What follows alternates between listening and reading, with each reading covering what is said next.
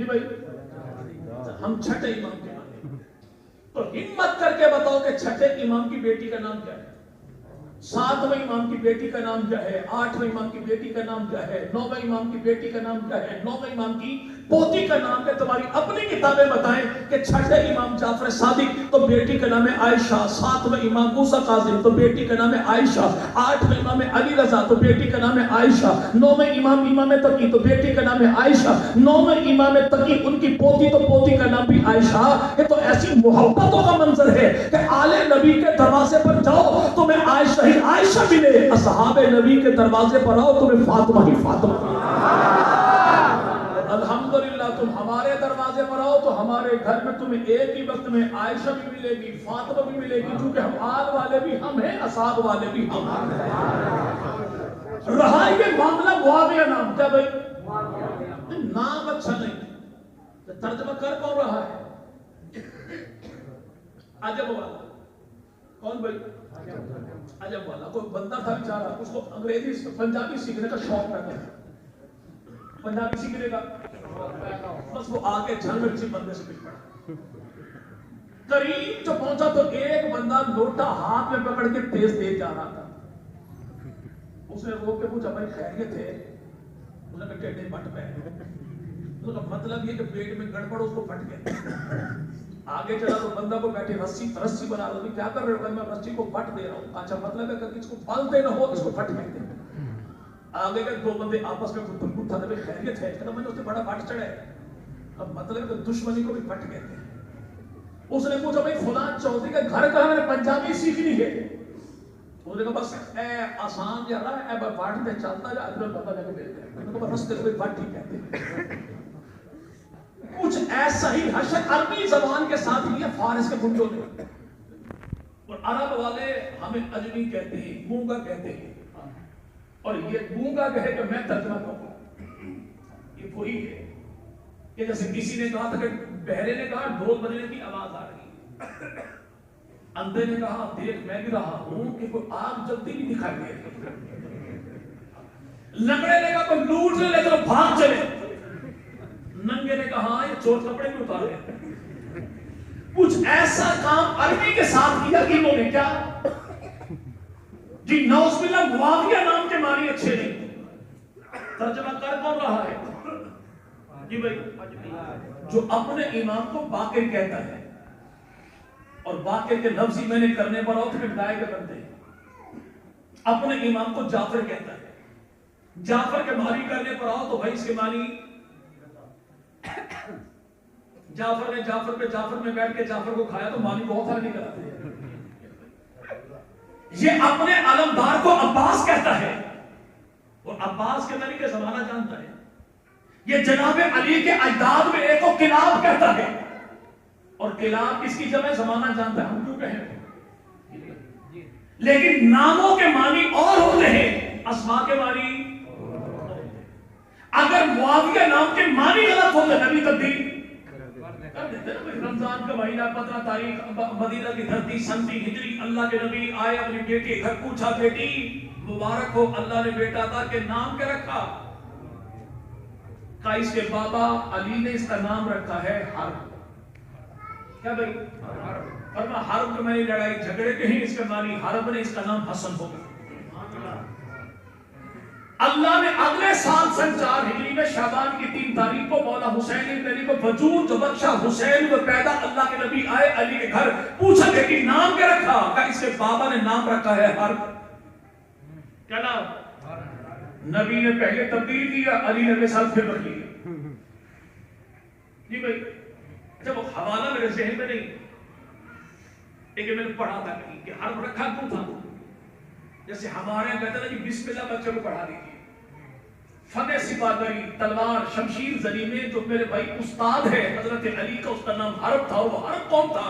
جو ابو سفیان کا بابا تھا، امیر معاویہ کا دادا تھا۔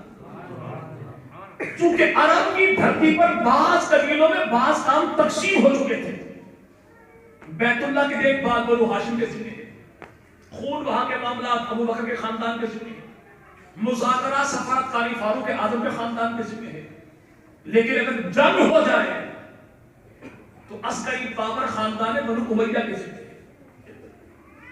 جو ایک روایت کا سہارا لے کر امیر معاویہ پر تان ہوتا ہے کہ امیر معاویہ نے کہا کہ حکمران بننے کے سب سے زیادہ حق ہمارا ہے، تو اسی بنیاد پر کہا تھا کیا کہ صفہ دری کے معاملات وہ ہماری ذمہ داری تھی. لیکن جناب معاویہ خود اس کی تشریح بھی کرتے ہیں کہ ہمت میں، طاقت میں، جرأت میں، افراد میں، اسلحے کے لحاظ سے، عسکری وسائل کے لحاظ سے عرب کی دھرتی پہ ہمارے جیسا کوئی نہیں تھا. پھر ہوا کیا؟ اللہ نے آمنہ کے لال مدنی کریم کو پیدا کر دیا علی کے خاندان میں. پھر ہمارا پلہ یوں ہو گیا، علی کا پلہ یوں ہو گیا کہ نسبت رسول کی وجہ سے ہم اب علی کے خاندان کا مقابلہ کرنے کی ہمت ہی کہ جس خاندان میں نبی آ گئے اس خاندان جیسا کائنات میں خاندان کوئی نہیں. امام الانبیاء مدنی کریم صلی اللہ علیہ وسلم نبی پاک کی 11 ازواج ہیں، 3 نبی کی باندیاں، ایک باندی کا نام ہے سیدہ ماریہ. باندیاں نبی کی ہیں، ہماری تو ماؤں جیسی ہیں. ان کا تعلق تھا مصر کے علاقے سے. کہاں سے؟ مصر کے علاقے سے. مصر فتح ہو گیا، قبیلہ قبطی تھا، لوگ گرفتار ہو گئے. امیر معاویہ کی بارگاہ میں جو آئے تو جناب امیر معاویہ نے قیدیوں سے تعارف کیا، بھائی کون ہو، کہاں کے ہو؟ تو ایک نے کہا مصر کے ہیں. کہاں کے؟ قبطی قبیلے کے. مطلب تمہارا قبیلہ تو وہی نہیں جس قبیلے میں خدا کے نبی مدنی کریم کا بیٹا جناب ابراہیم پیدا ہوا تھا سیدہ ماریہ کے بدن سے. تو کہا جی بالکل بالکل وہی ہے، نبی ہمارے داماد تھے، ہمارے خاندان کے. حضرت امیر معاویہ نے کہا لوگوں یہ قیدی بھی چھوڑ دو، اسباب بھی لوٹا دو، خرچہ پانی بھی ان کو دو، ان کا نقصان بھی پورا کرو، شاہی مہمان بنا کے شاہی پروٹوکول کے ساتھ ان کو واپس بھی چھوڑ کے. پوچھا معاملہ کیا ہے؟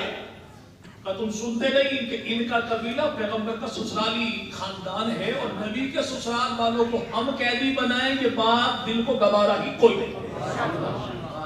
جو نبی کے سسرال کا اتنا احترام کرتا ہے وہ نبی کی آل کا کتنا احترام کرتا ہے. میرات البلاغی کتاب ہے، علامہ غلام رسول سعیدی کی، مسلک بریلوی کے ہیں، کراچی کے رہنے والے ہیں، بڑے نامور محقق عالم دین. لکھا کہ جناب حسن حسین جو ملنے آتے نا اپنے چچا کو، کسے؟ حضرت امیر معاویہ. امیر جیسے حسن حسین آتے تو امیر معاویہ باوجود اس کے کہ وہ کتنے 65 لاکھ مربع میل کے حاکم تھے، موجودہ ملک پاکستان 3.25 لاکھ مربع میل، پاکستان جیسے تقریباً 25 ملکوں کا اکیلا حکومت. لیکن نبی کے نواسے آتے تو بیٹوں کی جگہ پر تھے. تو جناب حسن مجتبی کو بلاتے، کرسی پر بٹھاتے، خود سامنے کھڑے ہو جاتے، ہاتھ باندھ کے گردن جھکا کے انداز بنا لیتے غلامی والا. تو کسی نے کہا معاویہ کمال کرتے ہو، یہ آپ کا بھتیجا ہے، بیٹے کی جگہ پر ہے، آپ اس کے سامنے یوں عاجزی کے ساتھ کیوں کھڑے ہو گئے؟ تو آپ نے فرمایا تو سنتا نہیں، دیکھتا نہیں وہ کون ہے؟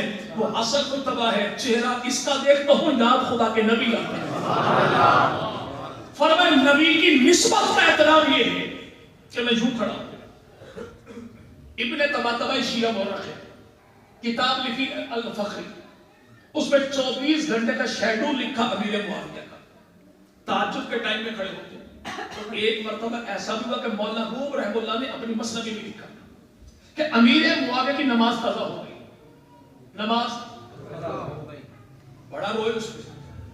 اگلا دن ایسا ہوا کہ نماز کا ٹائم جو آیا تو کسی نے اٹھایا، اٹھیے نماز پڑھ لیجیے. پوچھا بھئی محل میرا، مکان میرا، کمرہ میرا، خلوت کا عالم، تو کون ہے جگانے والا؟ کہا جی مجھے عزازیل کہتے ہیں، ابلیس کہتے ہیں، شیطان کہتے ہیں. کہ تجھے کون سا حیثیت ہو گیا کہ تو نماز کے لیے اٹھا ہے؟ کا مسئلہ یہ ہے کہ پچھلے دنوں آپ کی ایک نماز قضا ہو گئی، آپ اس نماز پر اتنا روئے اتنا روئے اتنا روئے اتنا روئے، اللہ نے کہا کہ ایک کے بدلے 500 کا ثواب عطا کر دو. میں اس لیے اٹھانے آیا کہ ایک پڑھی، ایک لے جائے، پھر 500 نہ لے. وہ کون سیدنا امیر؟ اس امیر معاویہ کا پورا شیڈول لکھا کتاب الفخری کے اندر. دوپہر کے وقت میں اب قیلولہ فرماتے ہیں، آرام کا ٹائم تھا، این اسی ٹائم میں جناب حسن حسین ملنے کے لیے. وہ حاجب نے، دربان نے، چوکیدار نے کہا کبھی آرام کا ٹائم ہے آپ پھر تشریف لیں گے. یہ بیچارہ پہچانتا نہیں تھا. حضرت امیر معاویہ اٹھے، پوچھا بھئی کون ملاقات کے لیے آیا، کوئی لسٹ بتائیے، نام بتائیے. تو نے کہا جی 2 نوجوان تھے، بڑے حسین و جمیل تھے، ایسا کردار، ایسی گفتار، ایسا